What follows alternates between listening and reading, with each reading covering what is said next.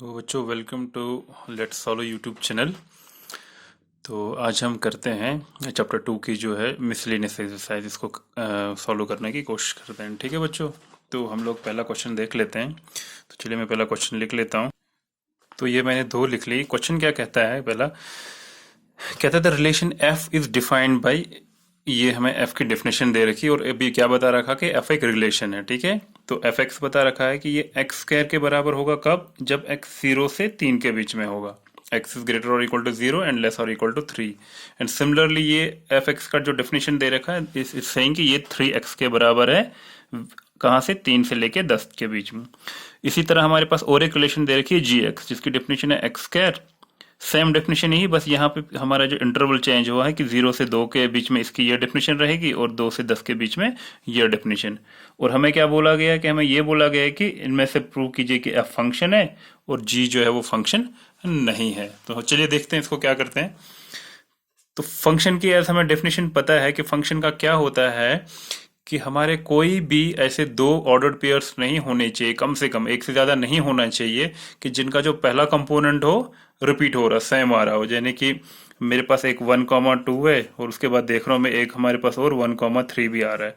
तो यानी कि 2 बार आ रहा है दो ऑर्डर्ड पेयर्स में, जिसका मतलब ये होता है कि इसकी दो ऐसे करके इमेजेस है, जैसे ये 1 है, ये 2 और 3 के साथ मैप हो रहा है। ठीक है, जैसे हमने ऑलरेडी पता है। तो अगर ऐसा है तो फिर वो फंक्शन नहीं है, अगर ऐसा नहीं है तो फिर वो फंक्शन है। तो हम चेक करते हैं। देखिए यहाँ कंफ्यूजन क्या है, यहाँ पे क्या बता रहा है कि अगर हम एफ एक्स की बात करें कि एफ एक्स जो है एक्स स्क्वायर है कहाँ से लेके, एक्स की वैल्यू 0 से लेके 3 तक। ठीक है, और फिर क्या बता रखा है कि यही जी एफ एक्स आपका 3x, लेकिन 3 से लेके 10 तक। अब यहाँ पे हम क्या देख रहे हैं कि 3 दो बार दोनों इंटरवल में रिपीट हो रहा है, यहाँ भी ग्रेट लेस और इक्वल टू और यहाँ पे भी। तो यहाँ कह रहा है कि जब x 3 होगा, हम चेक करेंगे तो जब x इज इक्वल टू 3 तो हमारी एफ एक्स की दो डेफिनेशन है। एफ एक्स एक्स स्क्वायर के हिसाब से अगर देखेंगे तो कितना बनेगा? 9। और यहां से फिर से मेरा एफ एक्स कितना है? 3x के बराबर। और अगर मैं इसमें फिर से x की वैल्यू 3 डाल दूं, 3 3 था 9। तो मैंने क्या देखा कि अगर at x is equal to 3 तो मेरा एफ एक्स की वैल्यू दोनों केस में क्या 9 ही आ रहा है। ठीक है ना? तो ये चीज मेरे को क्या हो रहा है कि ये दोनों जो फंक्शन की हमें दिखने पे लग रहा था कि कुछ गड़बड़ हो रही, लेकिन हमने देखा चाहे हम ये यूज करें या ये करें, और डेफिनेशन फंक्शन की 3 पे दोनों केस में 9 वैल्यू आ रही है। यानी कि 3,9 ही हमारा एक ऑर्डर पेयर इसमें बन रहा है। ठीक है बच्चों, और बाकी अगर हम 0 से 3 को छोड़कर 0 1 2 3 अप टू 10 तक कोई भी वैल्यू देखेंगे। मान लीजिए मैं अगर 0 की बात करता हूँ, when x is equal to 0, तो मेरा एफ एक्स की डेफिनेशन क्या होगी? 0 के केस में ये एक्स स्क्वायर है, तो एक्स स्क्वायर कितना हो गया? 0। यानी कि 0,0 एक ऑर्डर पेयर होगा। अब x की वैल्यू 1 डाल देता हूँ तो 1 ऑब्वियसली 0 से 3 के बीच में, तो मुझे फिर से एक्स स्क्वायर ही डेफिनेशन आएगी और ये 1 होगा, तो 1,1 भी एक आएगा। और अगर मैं x की वैल्यू 2 देख लेता हूँ तो एफ एक्स मेरा कितना आएगा? 2 स्क्वायर, तो वो 4 होगा। यानी कि 2,4 मेरा और एक ऑर्डर पेयर। इस तरह से मैं जब 3 से कोई वैल्यू दूंगा तो मुझे इसमें, मान लीजिए मैं एक वैल्यू ले लेता हूँ x इज इक्वल टू 6, तो एफ एक्स की डेफिनेशन मुझे क्या रहेगी?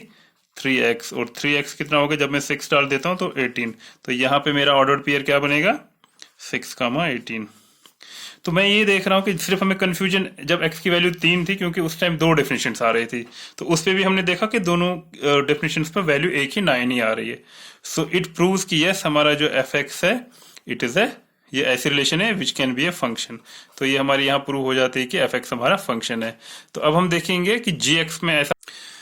तो जब हम जी एक्स देखते हैं तो जी एक्स की क्या डेफिनेशन थी? फिर से वही था, एक्स स्क्वायर और 3x था, लेकिन बस यहाँ पे इंटरवल चेंज हो रहा था। यहाँ पे ये 0 से लेके 2 तक था, और यहाँ पे जो x की वैल्यू है 2 से लेके 10 तक है। यानी कि यहाँ पे जो चेंज है जो दोनों केस में 2 आ रहा है, तो हम वही चेक करेंगे when x is equal to 2, तो g ऑफ x मेरा बाय वन डेफिनेशन तो x स्क्वायर पहला अगर मैं ले लेता हूँ तो 2 2 4 हो गया, और जी एक्स मेरा फिर से 2 पे इसके हिसाब से 3x है, तो जब मैं x की वैल्यू 2 डालता हूँ 3x इज 6। यानी कि when x is equal to 2 g x has 2 values, ये 4 भी आ रहा है और 6 भी आ रहा है, कुछ ऐसा। ये मेरा 2 और ये 4 और 6। तो जब ऐसा हो तो इट सिंपली मीन्स कि ये फंक्शन हो ही नहीं सकता। दैट मीन्स मेरा जी एक्स जो है वो फंक्शन ही क्यों, एक एक हमारे पास एलिमेंट की दो इमेजेस बन रही है ना। तो दो हमारे पास ऐसे दो ऑर्डर्ड पेयर्स होंगे, एक होगा 2,4 और दूसरा हो सकता है 2,6। तो ये देखिए ऐसे दो ऑर्डर्ड पेयर्स आ रहे हैं इस रिलेशन जी एक्स में, जहां पे 2 रिपीट हो रहा है। तो when 2 is getting repeated 2 times at least, तो इट मीन्स कि it's not a function. By definition of function ये है कि ये फंक्शन नहीं है। ठीक है बच्चों, तो होपफुली ये आपको क्लियर हो गया होगा। तो लेट्स मूव टू नेक्स्ट। जो हमारा क्वेश्चन नंबर 2 है उसमें क्या बता रखा है, एक फंक्शन दे रखा है, उसकी डेफिनेशन कि f of x is equal to x square, और हमें बोला गया है कि find f of 1.1 minus f of 1 divide by 1.1 minus 1। बहुत ही आसान क्वेश्चन है, कुछ भी नहीं करना है। जस्ट इन ऑर्डर टू ये निकालने के लिए हमें क्या है, फंक्शन का एक बार x की वैल्यू हम क्या करेंगे, पुट 1.1, और फिर से x की वैल्यू क्या पुट करेंगे 1, और इसमें डाल के सॉल्व करेंगे। तो देखते हैं। तो अब मेरा जो ये, अब इसको मैं लेट एज्यूम करता हूँ कि ये मेरा कैपिटल y है। तो मेरा y कितना आएगा, f ऑफ 1.1। तो यानी कि इसमें x की जगह 1.1 डालूंगा तो 1.1 का स्क्वायर बन जाएगा, क्योंकि it is x square, minus f of 1 कितना बनेगा, 1 का स्क्वायर, डिवाइड बाय 1.1 माइनस 1। तो ये मेरा कितना बना, अच्छा 1.1 का स्क्वायर कितना हो गया, ये हो गया 1.21। ठीक है जी, क्योंकि अगर 11 × 11 121, 2 के बाद आ गया। ठीक है, और ये तो 1 ही आ गया। अच्छा 1.1 माइनस 1 कितना हो गया, दिस इज ऑब्वियसली कितना आएगा 0.1। ठीक है, इज इक्वल, अब ये हो गया 0 0, तो ये जब इसको माइनस करेंगे तो 0.21 आएगा, डिवाइड बाई 0.1 आएगा। ठीक है जी, तो ये कितना मेरा बनेगा, ये मेरा आ गया 21/100, और ये आ गया मेरा 1/10। तो एक एक तो गया, तो ये बचा 2.1। तो इसका आंसर जो मेरा आएगा, ये देख लीजिए 2.1 आएगा। ये मैंने यहाँ पे सॉल्व कर दिया, सिंपली कुछ भी नहीं करना था। इस पर्टिकुलर केस में मैंने क्या, x की जगह 1.1 डाल दिया और 1 डाल दिया, इसको सॉल्व करा, and it comes out to be 2.1। बहुत ही आसान क्वेश्चन था, कुछ भी नहीं इसमें कोई ज्यादा लॉजिक लग रहा था, बड़ा आसान सा क्वेश्चन था। तो let's move to question number 3।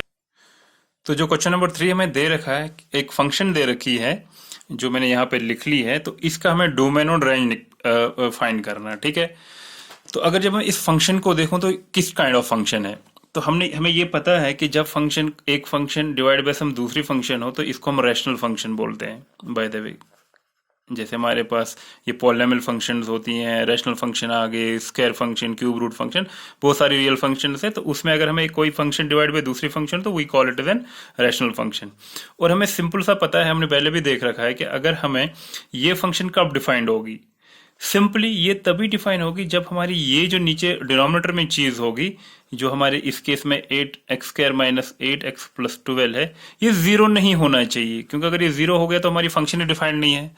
So simply ये इसका डोमेन निकालने के लिए x की वही वैल्यूज आ सकती हैं जो इस कंडीशन को सेटिस्फाई करे, कि मतलब x की वो वैल्यू जब मैं इस पूरे का वैल्यू जीरो नहीं आना चाहिए। दैट मीन अगर इसको सॉल्व करूंगा तो x की जो कुछ वैल्यूज होंगी, वो वैल्यू अगर हम x में ना डालें, तो बाकी सब वैल्यूज पे हमारी जो उस सेट ऑफ रियल नंबर में से वो छोड़ के बाकी वैल्यूज पे हमारी इस जो फंक्शन होंगी वो क्या होगी, डिफाइंड होगी, और वही हमारा इसमें क्या बन जाएगा, डोमेन।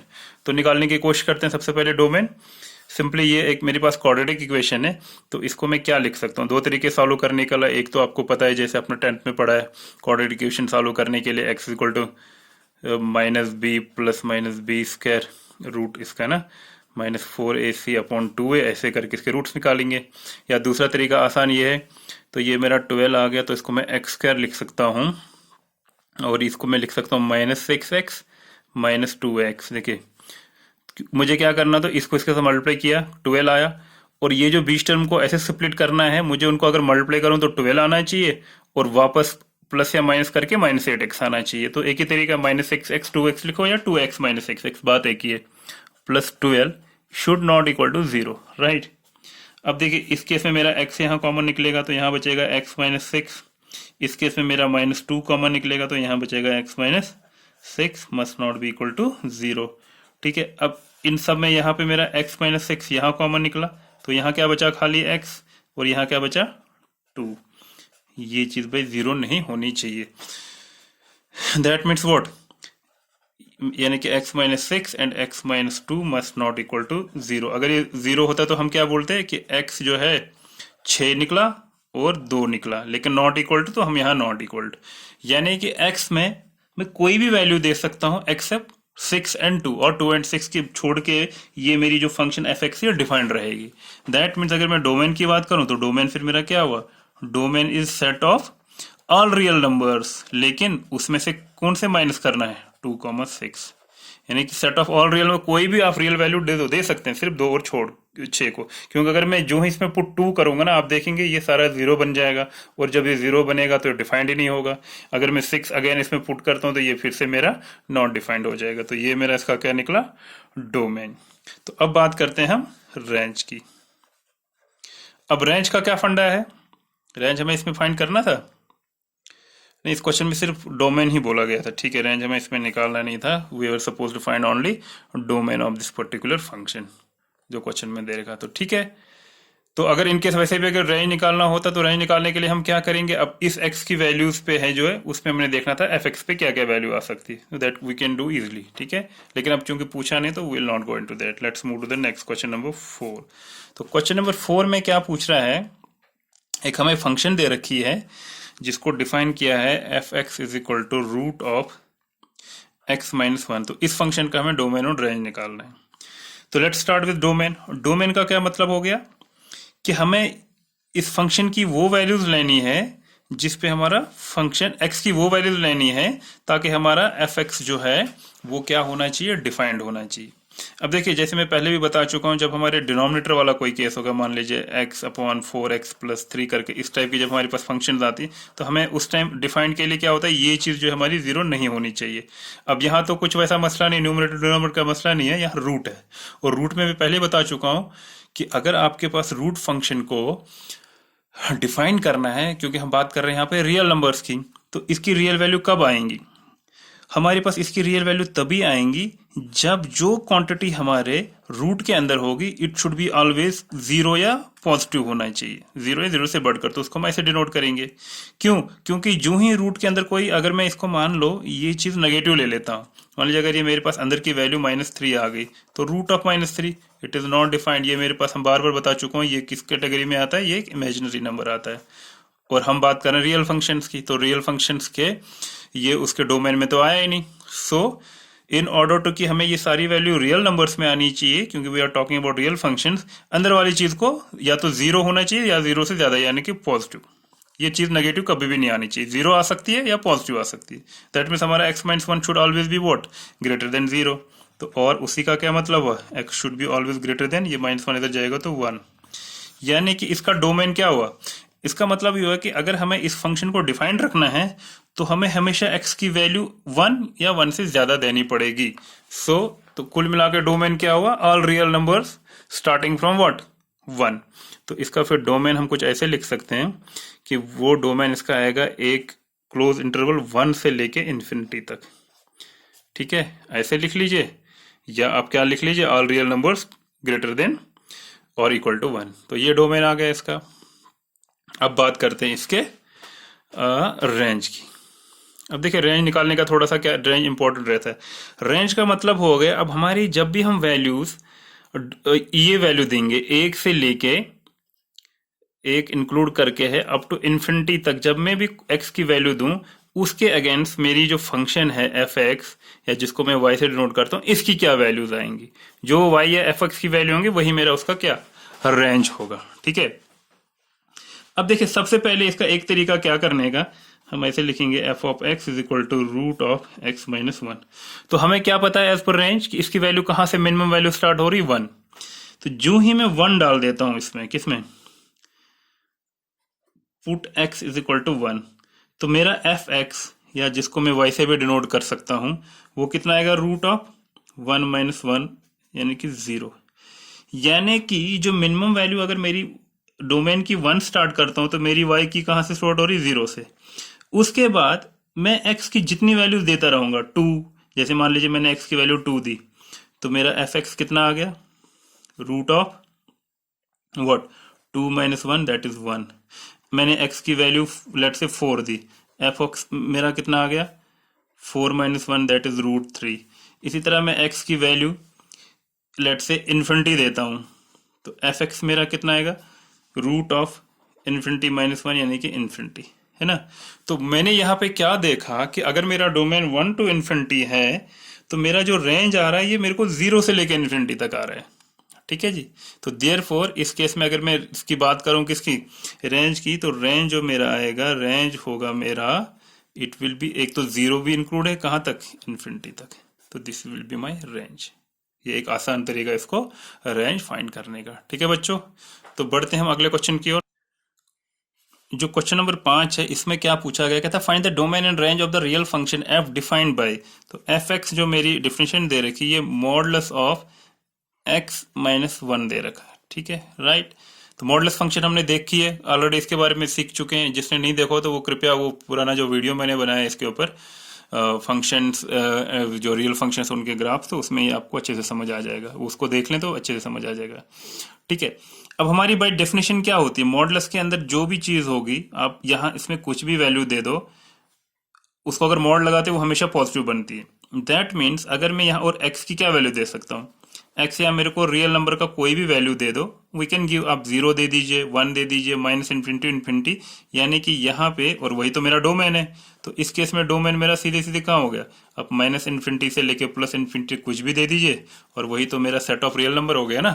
तो यानी कि साफ साफ मुझे यहाँ पता चल रहा है कि मेरा जो इसका डोमेन आएगा वो क्या आएगा, सेट ऑफ रियल नंबर्स, यानी कि रियल नंबर में कोई भी दे सकते हैं। अब हम देखेंगे कि इसका जो है रेंज क्या आएगा। रेंज का मतलब हुआ कि हम जब minus infinity two plus infinity इसमें देंगे तो हमारा एफ एक्स कितना आएगा। Let's start with minus infinity. जब मैं माइनस इन्फिनिटी दे दूंगा इसमें वैल्यू, तो जब मैं मॉड के अंदर माइनस इन्फिनिटी भी डालूंगा तो एफ एक्स मेरा कितना बनेगा, let's say when x is equal to minus infinity, कोई वैल्यू देंगे तो एफ एक्स भी मेरा कितना आएगा, यानी कि माइनस इन्फिनिटी माइनस वन, वो माइनस इन्फिनिटी, लेकिन जो ही मैंने मोड लगा लिया तो प्लस इन्फिनिटी आ गया, है ना। और ऑब्वियसली जब मैं x मेरा प्लस इन्फिनिटी होगा तो एफ एक्स तो इन्फिनिटी आ ही गया। तो यानी कि एक लिमिट तो मुझे पता चल गया है कि ये अगर आप माइनस इन्फिनिटी भी दे तो तब भी इन्फिनिटी आएगा, प्लस इन्फिनिटी दे दो तब भी। अब देखेंगे मिनिमम वैल्यू कितनी आ सकती है इसकी। अब इसकी वैल्यू में अगर क्या दे दूं, लेट से x अगर मेरा वैल्यू है 1, जब मैं x की वैल्यू 1 देता हूं तो एफ एक्स मेरा कितना आएगा, 1 माइनस 1 0, तो मॉड 0 इज 0। अब मैं x की वैल्यू मान लीजिए देता हूं 0, तो एफ एक्स कितना आएगा 1। तो यानी कि एक चीज तो मुझे पता चल रही है, इसकी वैल्यू तो हमेशा पॉजिटिव आएगी, और स्टार्ट कहां से होगी, 0 से। तो दैट में जो मेरा इसका रेंज आएगा वो कहां से होगा, वो 0 से लेके इन्फिनिटी तक आ रहा है, यानी कि ऑल पॉजिटिव रियल नंबर्स कह सकते हैं, और 0 इंक्लूड करके। क्लियर। तो इसका यही आएगा हमारा रेंज, ठीक है बच्चों। तो जो हमारा नेक्स्ट क्वेश्चन दे रखा है, एक फंक्शन डिफाइन करिए कि f इज equal to x comma x square upon 1 plus x square, और x जो है ये बिलोंग टू रियल नंबर को करा, और जो ये फंक्शन है मैं डिफाइन करिए real number two real number, ये सब दे रखा है। और हमें क्या बोला गया है कि हमें इस फंक्शन का क्या निकालना है, रेंज निकालना है, ठीक है। तो इसको अगर हम नॉर्मल फंक्शन में लाएं तो इसको लिखने का मतलब है कि यहाँ पे एफ एक्स जो है ना वो दे रखा है, क्योंकि देखिए एक्स कामा वाई जो रहता है ऑर्डर्ड पेयर, तो यही तो हमारा एफ ऑफ एक्स होता है, ये x होता है, और ये एफ ऑफ एक्स, या जिसको हम y से भी डिनोट, लेट से y से भी डिनोट करते हैं, तो यहाँ पे ये X square upon 1 plus x square दे रखा है, ठीक है।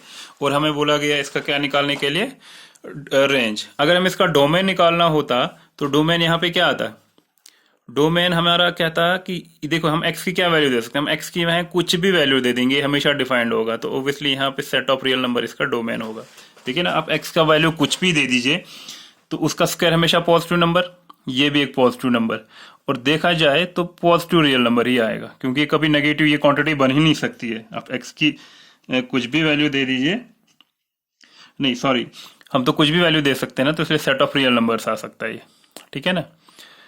अब बात उठती है कि हमारा रेंज क्या आएगा, ठीक है। देखिए मान के चलिए इसको हम ऐसे करके चलते हैं, यानी कि जो मेरा डोमेन है वो माइनस इन्फिनिटी से लेके प्लस इन्फिनिटी सारा है ना, कोई भी नंबर। अब मान के चलिए मेरा जो एफ ऑफ एक्स या वही वाई के बराबर है, ये X square upon 1 plus x square, ध्यान से देखने वाली बात है। अब अगर मैं मान लीजिए मैं x की वैल्यू 1 देता हूं, ठीक है, तो y मेरा कितना आएगा, 1 upon 1 plus 1, that is 1 upon 2। अब अगर मैं x की वैल्यू लेट से 2 देता हूं तो y मेरा कितना आएगा, 2 स्क्वायर हो गया 4, 1 प्लस 4, सो दिट इज 4/5। ठीक है, अगर इसको मैं देखूंगा ये 0.5 आएगा, 4/5 कितना आएगा ये आप देख लीजिए, दिस विल बी व्हाट, ये 1 तो नहीं होगा, 1 से थोड़ा सा कम होगा, लेस देन 1 होगा, ये भी ओबियसली लेस देन 1 में इसको लिख सकता हूँ। अब मैं x की वैल्यू लेट से 4 देता हूँ, तो y मेरा क्या आएगा, 16 डिवाइड बाई 1 प्लस 16, यानी कि 16 डिवाइड बाई 17। अगेन जो भी ये क्वांटिटी होगी, देखिए अगर ऊपर 17 होता तो 1 एग्जैक्टली, लेकिन ऊपर नीचे वाली सिर्फ एक ज्यादा है, तो ये भी 1 से कम होगी। तो मैं क्या देख रहा हूं, मैं x की वैल्यू जितनी भी दूं, लेट्स से मैं x की वैल्यू अप्रोक्सीमेटली देता हूं 1 लाख, तो y मेरा कितना आएगा, 1 lakh divide by 1 lakh 1, again less than 1। तो मैं क्या यहां पे देख रहा हूं, अच्छा अब अगर मैं मिनिमम वैल्यू क्या दे दूं, अगर मैं यहां पे इसको x की वैल्यू 0 दे देता हूं, ठीक है, when x is equal to 0, तो y मेरा कितना आएगा, 0 डिवाइड बाई 1 प्लस 0, तो दैट इज 0, एग्जैक्टली 0 आ रहा है। अब मैं x की वैल्यू लेट से -1 दे देता हूं, तो y मेरा कितना आ रहा है, -1 का स्क्वायर करूंगा तो 1, 1 का स्क्वायर तो 2, तो अगेन लेस देन, अब देखिए वही जो 1 पे आ रही थी वही -1 पे भी आ रही थी, यानी कि 0.5, दैट्स अगेन लेस देन 1। मैं x की वैल्यू यहाँ पे -1 लाख दे दूं, तो y मेरा वही आएगा, क्योंकि स्क्वायर बना देगा, तो 1 लाख का स्क्वायर करके देखूंगा ना मैं, और इनफैक्ट यहाँ पे भी मुझे उसका स्क्वायर करना चाहिए, जैसे आपको समझाने की कोशिश कर रहा हूँ। तो जो भी वो क्वांटिटी होगी वो उससे एक ज्यादा होगी, तो again it will be always less than 1। तो मैं क्या देख रहा हूं कि अगर x की वैल्यू जो है, चाहे मैं -infinity to positive plus infinity तक कोई भी वैल्यू देता हूं, तो मैं देखता हूं कि y और वही मेरा f ऑफ x है, तो वो क्या हो रहा है, इसकी वैल्यू जो है, एक तो ये लेस देन 1 जा रही है, 1 के बराबर कभी नहीं जा रही है, और नेगेटिव भी नहीं जा रही, नेगेटिव जा ही नहीं सकती है क्योंकि ये स्क्वायर है, और किसके मिनिमम वैल्यू जा रही है, तो y जो है मेरा ग्रेटर और इक्वल टू 0 जा रहा है, 0 के बराबर भी है, 0 से ज्यादा और 1 से कम। तो इसका क्या मतलब हुआ कि जो मेरा रेंज है वो 0 से लेके 1, 0 इंक्लूड हो रहा है क्योंकि 0 हमारी वैल्यू आ रही है, लेकिन 1 कभी नहीं आ रही, it's very close to 1 but not 1। तो हम कह सकते हैं इस केस में जो हमारा रेंज है, रेंज ऑफ फंक्शन जो है, ये मेरा, इसको मैं ऐसे लिख सकता हूँ ना, क्योंकि 0 आ रहा है तो इसलिए क्लोज इंटरवल, और 1 नहीं आ रहा तो ओपन इंटरवल, ये मेरा इसका क्या निकलेगा, रेंज। होपफुली बच्चों ये आपको समझ आ गया, और इट्स आई थिंक मेरे को लगता है काफी इंपॉर्टेंट क्वेश्चन है, इसको अच्छे से देख लीजिए, तो ये आपको समझ आ गया आई सपोज। ठीक है बच्चों, तो बढ़ते हैं अगले। तो जो हमारा सर अगला क्वेश्चन है, question number 7, it is based on algebra of functions का। जो रियल फंक्शंस का अलजेब्रा में क्या होता है कि अगर हमारे पास 2 फंक्शन होती तो उनको ऐड करते हैं तो क्या आता है, सबट्रैक्ट करते हैं, डिवीजन करते हैं। ये एक हमारा अलग से वीडियो है, उस पर आप देख लेंगे कि इनका कैसे रहता है। तो मैं यहाँ पे बता देता हूँ शॉर्ट में। तो हमें क्या दे रखा है, एफ और जी 2 फंक्शन दे रखी है, और रियल टू रियल है, यानी कि डोमेन रियल है और कोडोमेन भी रियल नंबर है। एफ एक्स की डेफिनेशन दे रखी है x+1, और जी एक्स दे रखा है 2x-3। तो हमको बोला गया एक तो f प्लस जी, f माइनस जी और f अपॉन जी निकालना है। तो पहला पार्ट देखते हैं, f प्लस जी जो अलजेब्रा होती है, हमने उसके हिसाब से क्या सीखा है, हमें क्या करना होता है, जो f ऑफ जी है ना, हमें f का देखना होता है डोमेन और g का देखना होता है डोमेन। तो उन दोनों का जो कॉमन डोमेन होता है ना, उसमें ये डिफाइंड होती है। अब देखिए यहाँ f का डोमेन भी r टू r है, g का भी है r, तो दोनों का कॉमन क्या हो गया r, तो इसलिए कोई इश्यू नहीं, जो दे रखा यही है। तो मान लीजिए कभी अगर क्वेश्चन में दे रखा होगा कि भाई f का जो डोमेन है r-1 है और g का डोमेन है r फॉर एग्जाम्पल, तो f प्लस जी का डोमेन क्या होगा, इन दोनों का कॉमन, और वो क्या होगा r-1। तो बस इस चीज का ध्यान रखना होता है। ठीक है, तो यहाँ पे क्योंकि हमारा डोमेन सेम रहता है, तो हम f प्लस जी क्या होगा बाय डेफिनेशन, ये f of x plus g of x होता है। ठीक है, सिंपली हमें ऐड करना है। तो f ऑफ x क्या है, x+1 plus g of x क्या है, 2x-3। तो this is what, x plus 2x is 3x, 1 minus 2 is 3 is -2। तो इसका आंसर आएगा हमारा 3x-2। ठीक है बच्चों, तो इसका जो दूसरा पार्ट था वो क्या था, f माइनस जी। तो ये by definition f of x minus g of x again हो जाएगा। So this will be x+1 minus g of x is 2x-3। तो ये सिंपली करना है, तो x माइनस 2x हो जाएगा -x, 1 प्लस 3 हो जाएगा 4, तो ये -x प्लस 4 आ जाएगा।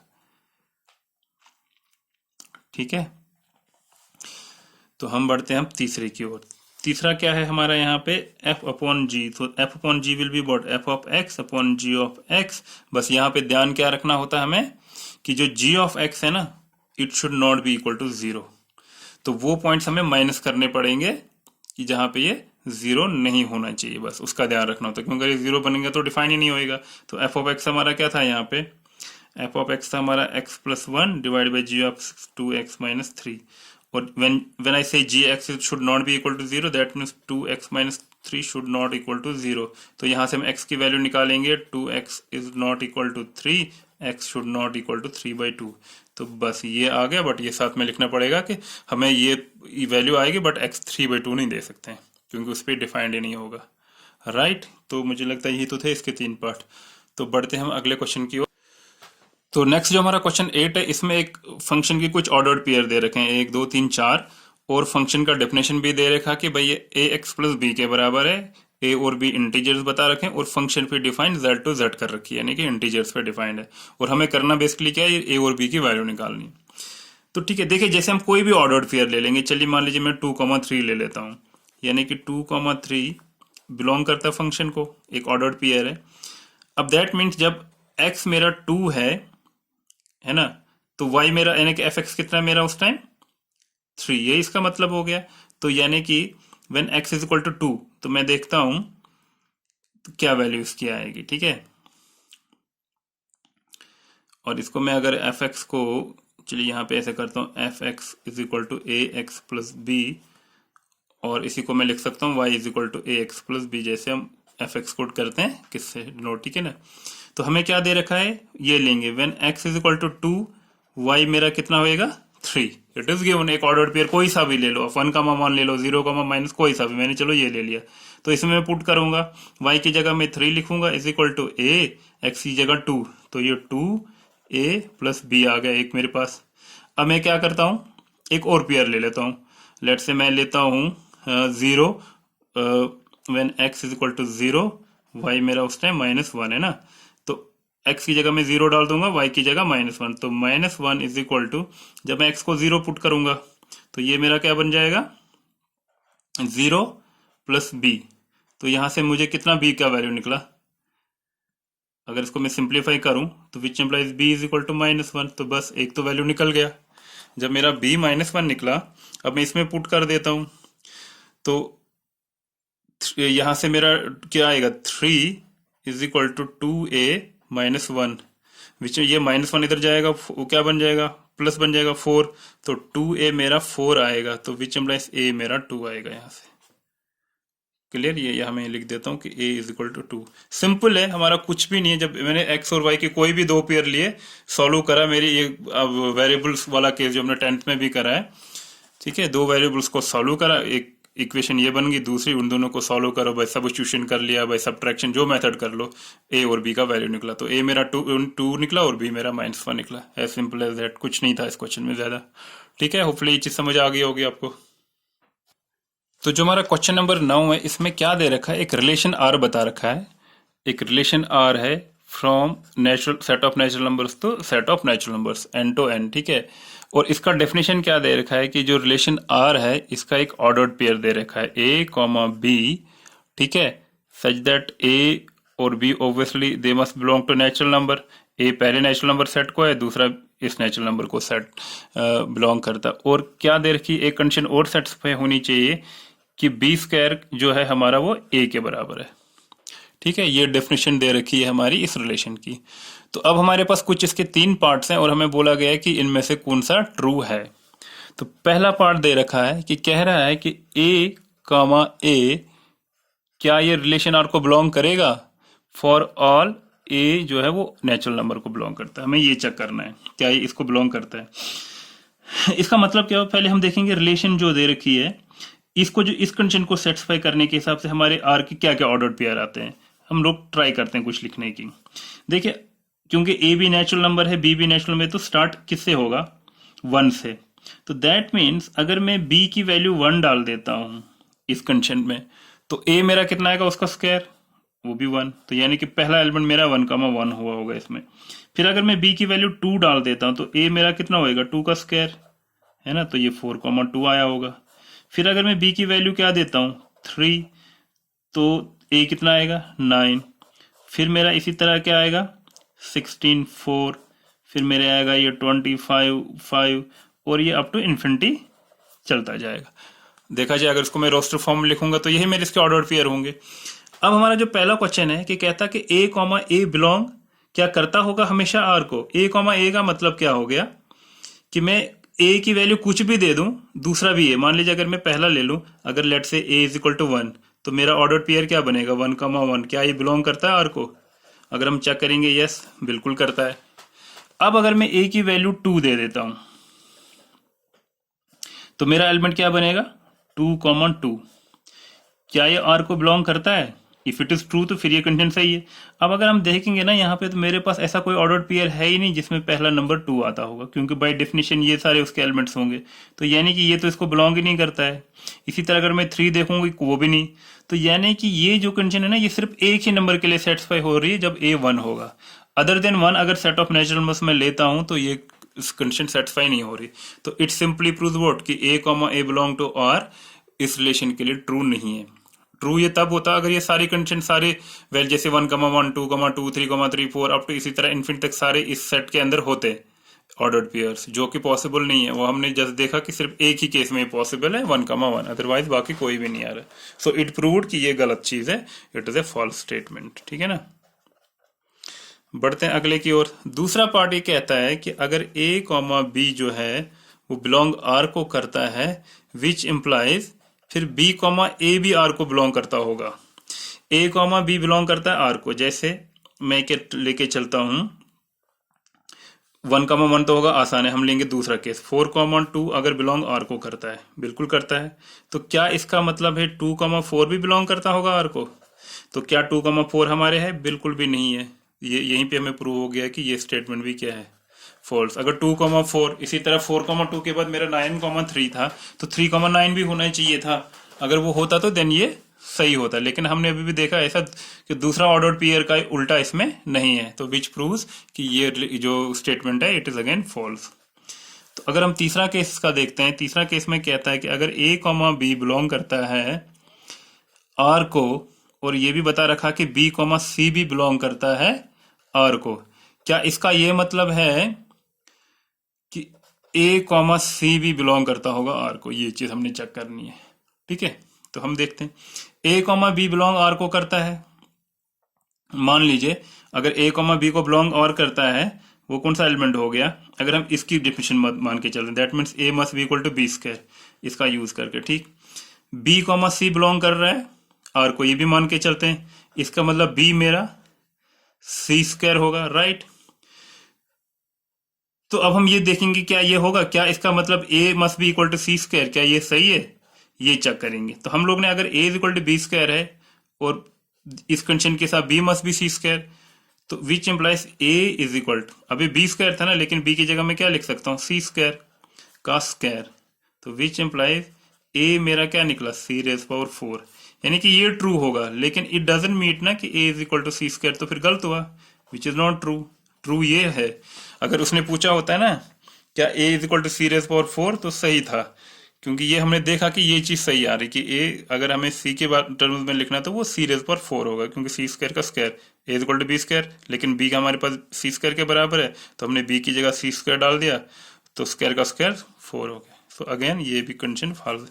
तो ये ऐसा क्वेश्चन है जिसकी तीनों स्टेटमेंट्स क्या थी? फॉल्स थी। ठीक है, तो बढ़ते हम अगले क्वेश्चन की ओर। Question number 10। क्वेश्चन नंबर 10 हमारा जो है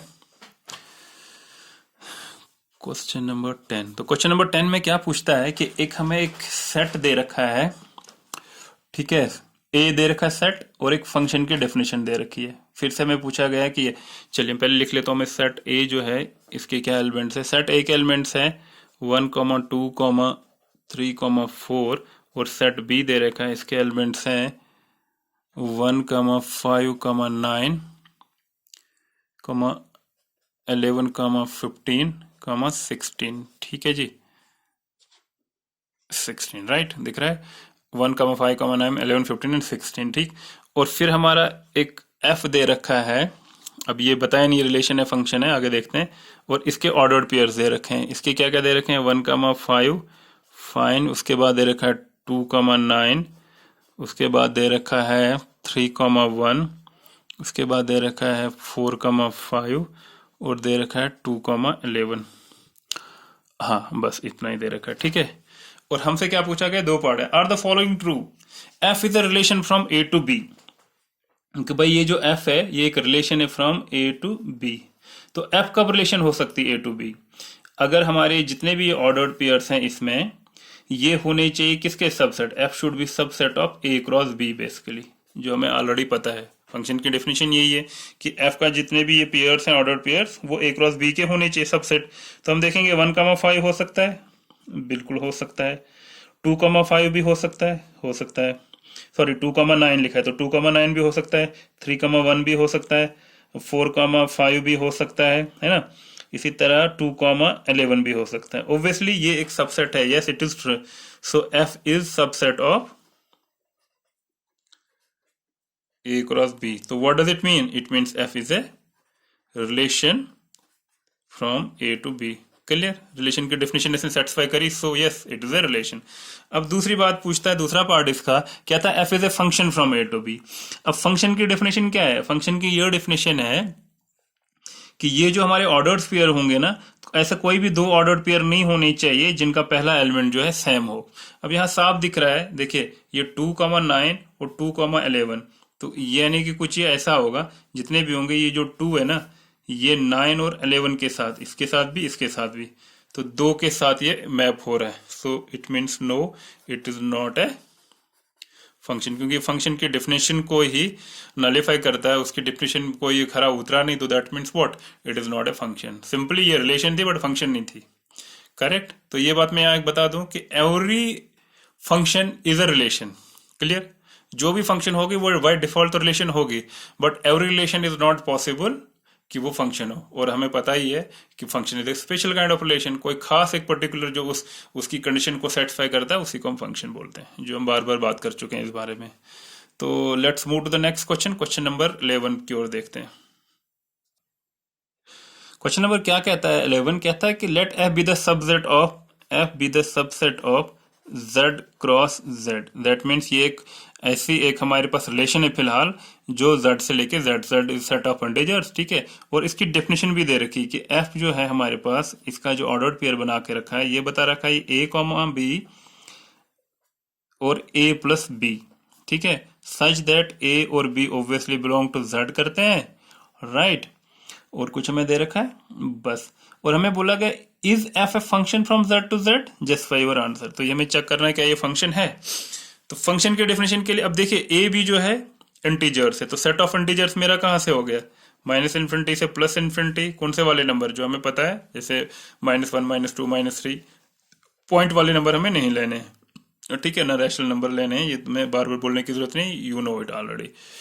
अब हमें कैसे पता चलेगा, ये फंक्शन तभी होगी जब हमारे पास यूनिक ऑर्डर्ड पेयर्स बनेंगे, यानी कि कोई भी ऐसे दो ऑर्डर्ड पेयर नहीं होने चाहिए जिसमें पहला हमारा जो कंपोनेंट है वो रिपीट हो रहा है। तो कैसे चेक करेंगे, मान के चलिए मैं A0 दे देता हूँ, B0 देता हूँ, तो मेरा सबसे पहला ऑर्डर्ड पेयर क्या बनेगा, 0,0, 0 मल्टीप्लाई 0 इज 0, 0 प्लस 0 इज 0, तो मेरा पहला ये, और ये बिलोंग एफ को करेगा, ठीक है, एज पर डेफिनेशन।